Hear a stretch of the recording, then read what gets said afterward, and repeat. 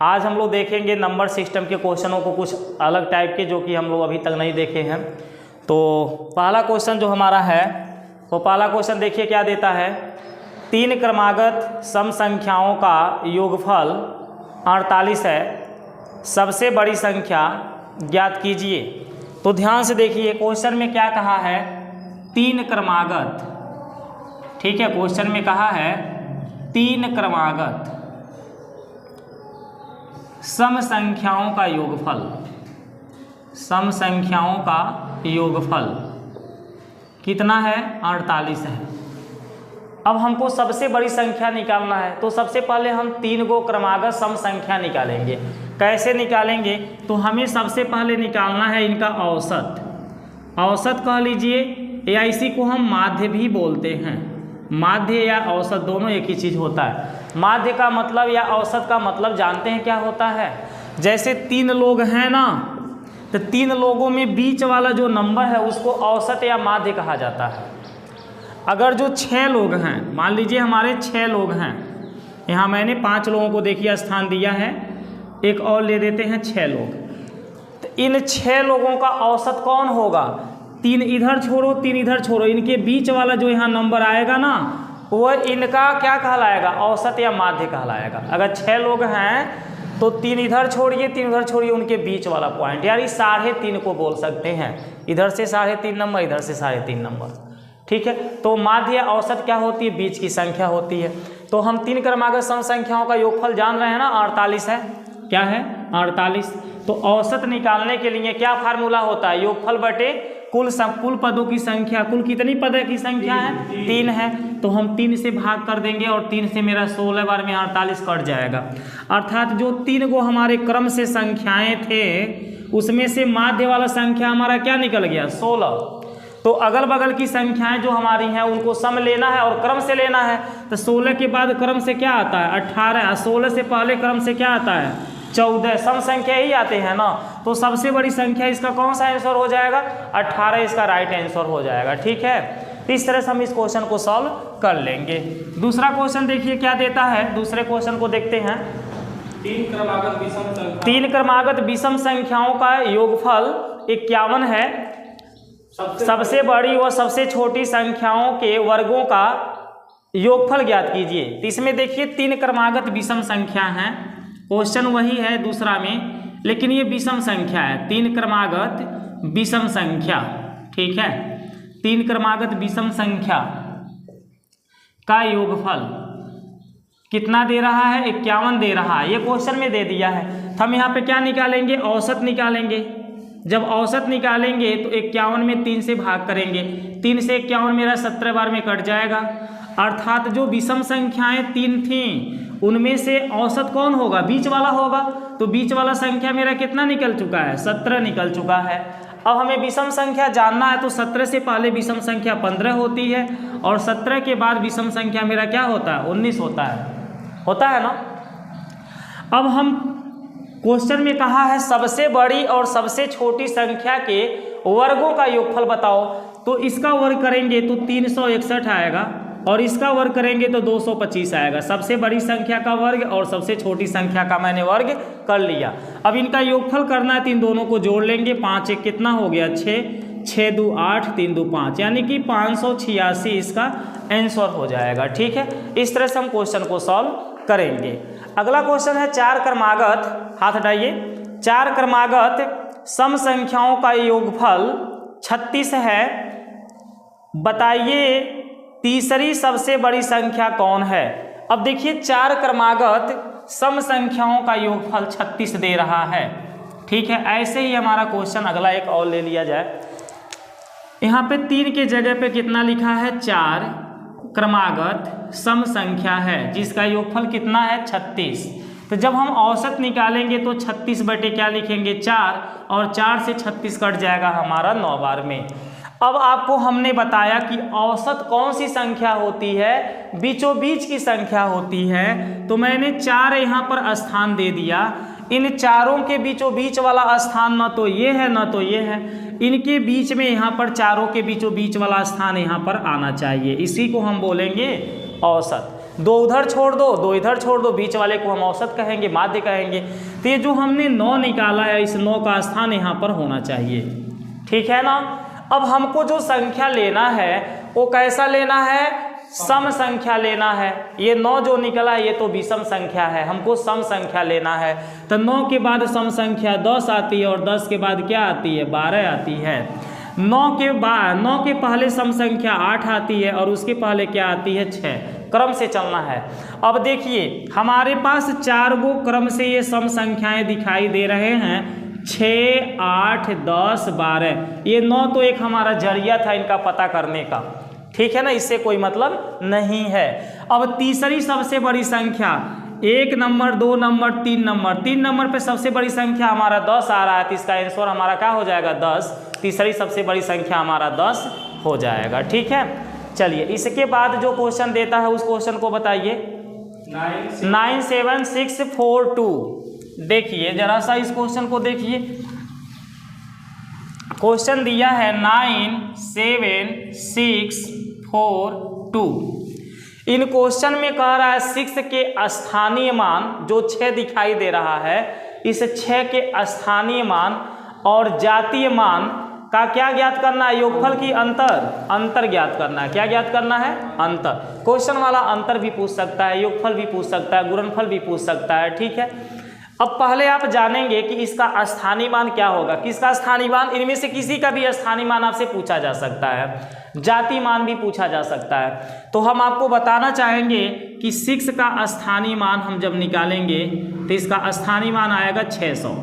इसका स्थानीय मान क्या आएगा, 600। अब हम कैसे जानेंगे कि 6 का स्थानीय मान 600 होगा। तो देखिए जिस अंक का स्थानीय मान निकालना हो उस अंक को हम पहले लिख लेते हैं। 6 का निकालना है तो मैंने 6 को लिख लिया है। अब 6 के पीछे हम गिनेंगे, जितने अंक दिखाई दे रहे हैं उतने हमको 0 लगा लेना है। तो 6 के पीछे हम देख रहे हैं 2 अंक दिखाई दे रहे हैं तो हमने 2 0 लगा लिया है, यही इसका स्थानीय मान कहलाएगा। अगर जो हमें 4 का स्थानीय मान बताना हो तो इस 4 को लिख लेंगे और इसके पीछे हमारा 1 अंक दिखाई दे रहा है तो हम 1 0 लगाएंगे, अर्थात 4 का स्थानीय मान 40 हो जाएगा, 40 हो जाएगा। अगर 2 का स्थानीय मान बताना है तो इस 2 को लिख लेंगे और इसके पीछे कोई अंक नहीं है तो कोई 0 नहीं लगाएंगे। बात आप लोग को समझ में आ चुकी होगी। अगर 7 का स्थानीय मान बताना है तो 7 को लिख लेंगे, इसके पीछे 3 अंक दिखाई दे रहे हैं तो 3 0 लगा देंगे, यानी कि 7000 हो जाएगा। 7 का स्थानीय मान निकालना है तो 7 लिख करके इनके पीछे 3 0 लगाएंगे, क्योंकि इनके पीछे 3 अंक दिखाई दे रहे हैं, ठीक है। ऐसे 9 का निकालना है तो 9 को लिख लेंगे और इसके पीछे 4 अंक हैं तो 4 0 लगा लेंगे, यानी 90000 हो जाएगा, ठीक है ना। तो इस तरह से हमने हर एक अंकों का स्थानीय मान आपको निकालने के लिए बता दिया है कि कैसे निकाला जाएगा। अब देखिए इस क्वेश्चन में हमें 6 का स्थानीय मान बताना था जो कि मैंने बता दिया। अब बताना है जातीय मान, इसी 6 का जातीय मान बताना है। तो एक बात जरा सा समझ लीजिए, इसमें कोई भी अंक का जातीय मान पूछा जाएगा तो उसका जातीय मान खुद वो अपने अंक ही बनेगा। अगर 6 का जातीय मान पूछा जाता है तो 6 ही बनेगा जातीय मान, ठीक है। इसका जातीय मान क्या होगा, 6 होगा। 7 का जातीय मान 7 ही होगा। 9 का जातीय मान 9 ही होगा। 4 का जातीय मान 4 ही होगा। 2 का जातीय मान 2 ही होगा। वह अंक खुद ही अपने आप में जातीय मान बनता है, ठीक है। बात समझ में आती है।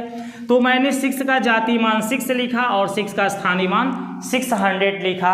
अब इनका हमें अंतर निकालना है। अंतर का मतलब होता है घटाना। अंतर का मतलब क्या होता है, घटाना। अब इनको हम घटा देंगे, 600 में से 6 को घटा देंगे तो 594 इसका राइट आंसर होगा। इस क्वेश्चन का राइट आंसर क्या होगा, 594, क्योंकि इस क्वेश्चन में अंतर बोला था बताओ, और अंतर का मतलब होता है इन दोनों को घटा के बता दो, ठीक है। क्वेश्चन समझ में आ गई कि नहीं आ गई। चलिए आगे के क्वेश्चन देखिए। तो अगला क्वेश्चन क्या देता है, 20796। 20796 को पहले मैं नोट कर लेता हूँ, उसके बाद आप लोग को बता रहा हूँ। देखिए अगला क्वेश्चन है 20796। अलग अलग सभी नंबर हैं। इनसे बनने वाली सबसे बड़ी और सबसे छोटी संख्या का योगफल ज्ञात करना है। क्या ज्ञात करना है, योगफल। तो इन नंबरों के द्वारा सबसे बड़ी संख्या क्या बनेगी और सबसे छोटी संख्या क्या बनेगी, ये हमको देखना है। तो देखिए यहाँ पर मैंने लिखा सबसे बड़ी संख्या, सबसे बड़ी संख्या आपको लिख रहा हूँ, समझने के लिए लिख रहा हूँ कि सबसे बड़ी संख्या क्या बनेगी। और एक हमको बनाना है सबसे छोटी संख्या, क्या बनाना है, सबसे छोटी संख्या। ये दो संख्या हमको बनाना है, किनके द्वारा, इन नंबरों के द्वारा। अब ध्यान से समझिएगा, जब इन नंबरों के द्वारा हम सबसे बड़ी संख्या बनाते हैं तो पहले सबसे बड़े नंबर को लिखते हैं। इनमें से सबसे बड़ा नंबर हमारा क्या है, 9 है। तो सबसे बड़ी संख्या बनाते समय सबसे बड़ा नंबर, फिर उससे छोटा नंबर, फिर उससे छोटा नंबर, लास्ट में सबसे छोटा नंबर लिखा जाता है। तो मैंने 9 को लिखा क्योंकि सबसे बड़ा था। उससे छोटा इसमें 7 दिख रहा है, उससे छोटा 6, उससे छोटा 2 और उससे छोटा 0। इन नंबरों के प्रयोग से यही सबसे बड़ी संख्या बनेगी, इससे बड़ा कोई संख्या नहीं बनने वाला है। अब सबसे छोटी संख्या जब हम बनाएंगे तो सबसे छोटी संख्या बनाते समय सबसे पहले हम सबसे छोटे नंबर को लिखते हैं। सबसे पहले किसको लिखते हैं, सबसे छोटे नंबर को, फिर उससे बड़े नंबर को, फिर उससे बड़े नंबर को, ऐसे हम लिखते जाते हैं।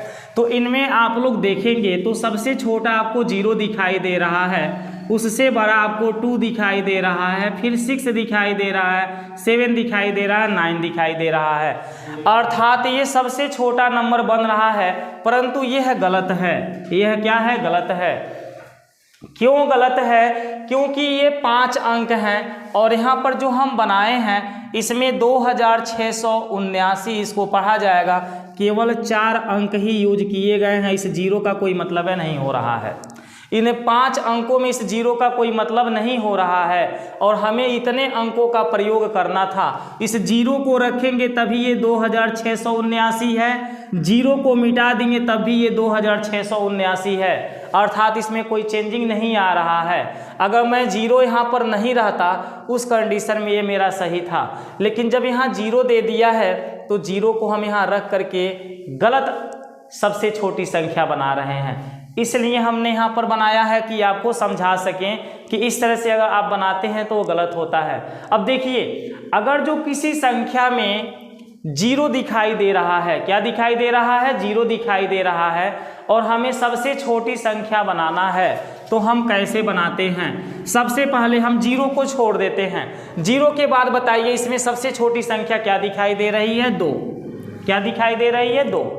0 को छोड़िए, अभी 0 को मत देखिए, और सबसे छोटी संख्या क्या दिखाई दे रही है, 2 दिखाई दे रही है।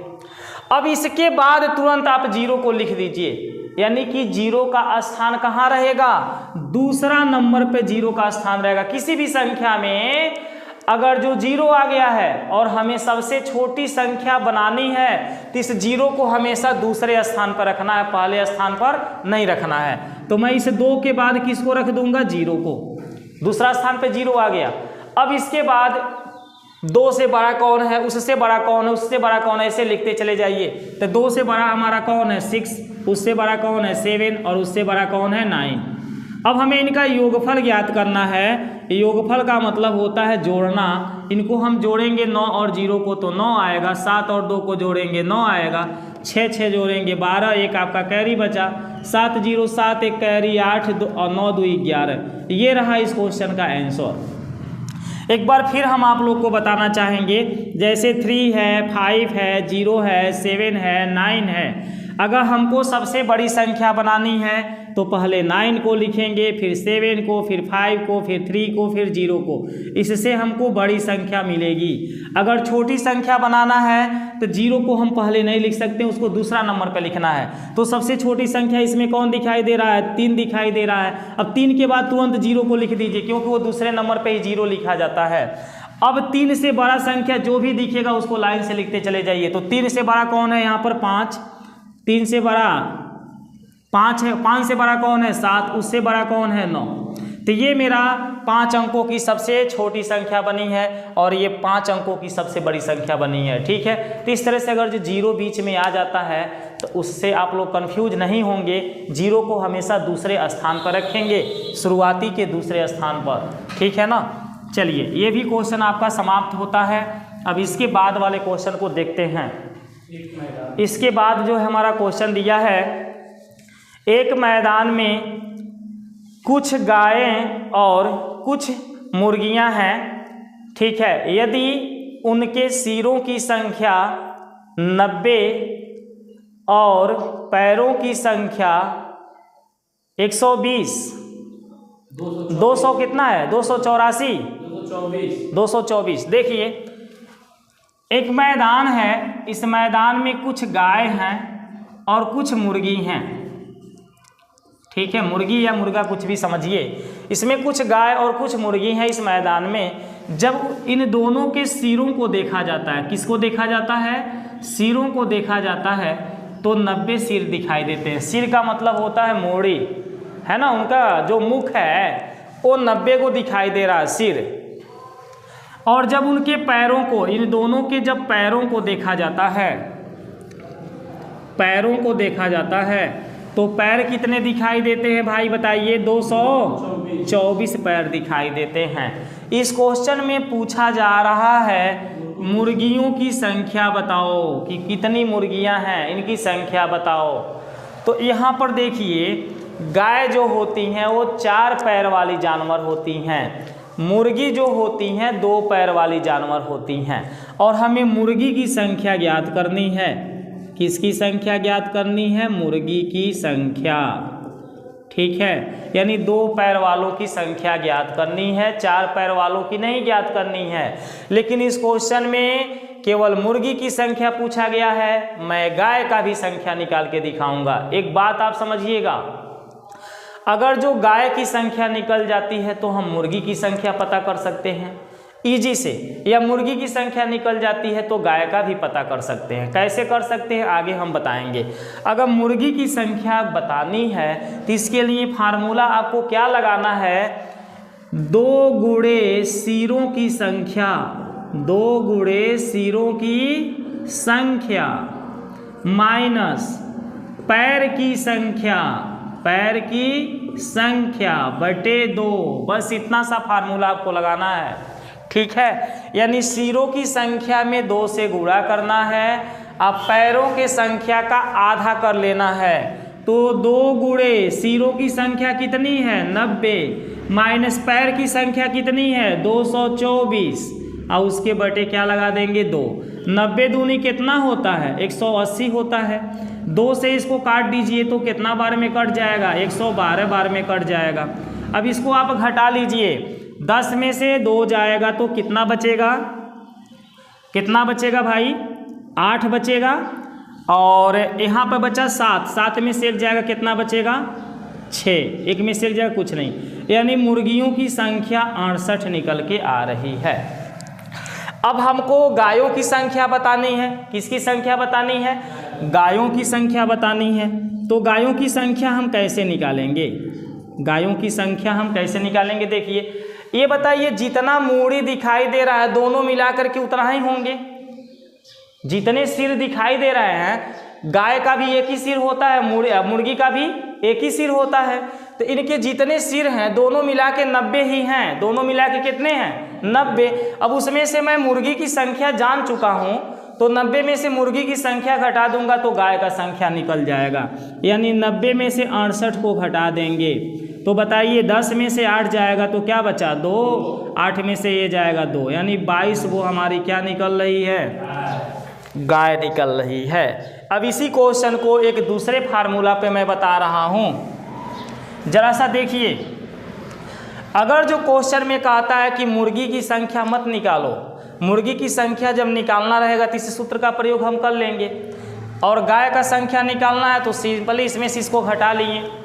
अगर जो आपसे क्वेश्चन में कहता है अरे यार मुर्गी मत बताओ, डायरेक्ट गाय की संख्या निकाल के दिखाओ, तो इतना प्रोसेस करेंगे तब ना गाय निकल के आएगा।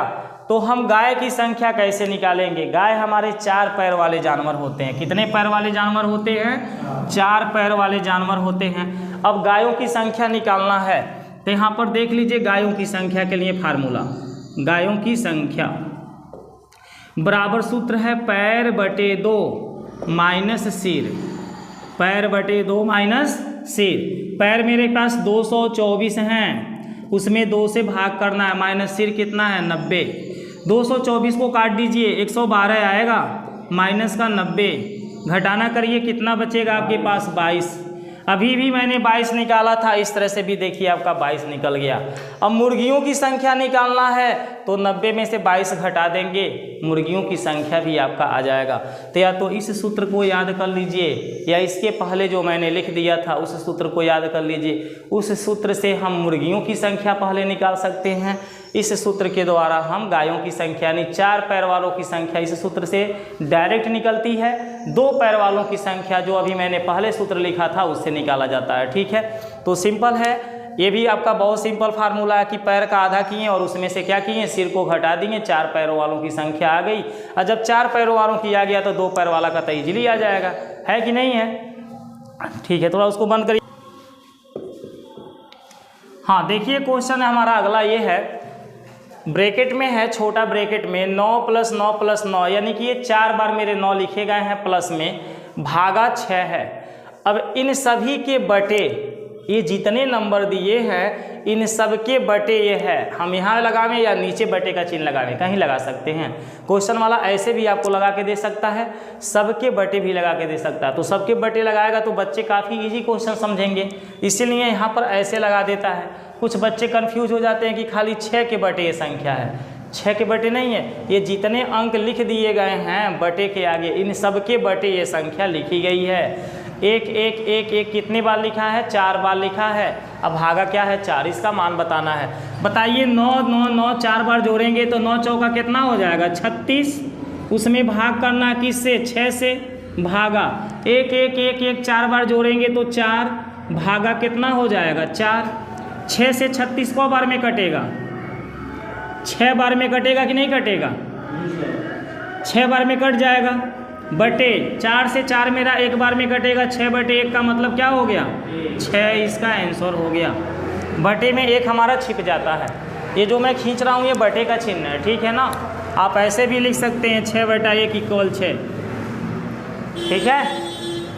तो ये इस क्वेश्चन का आंसर होगा। अगला क्वेश्चन देखिए, इसके बाद वाला क्वेश्चन कौन सा है,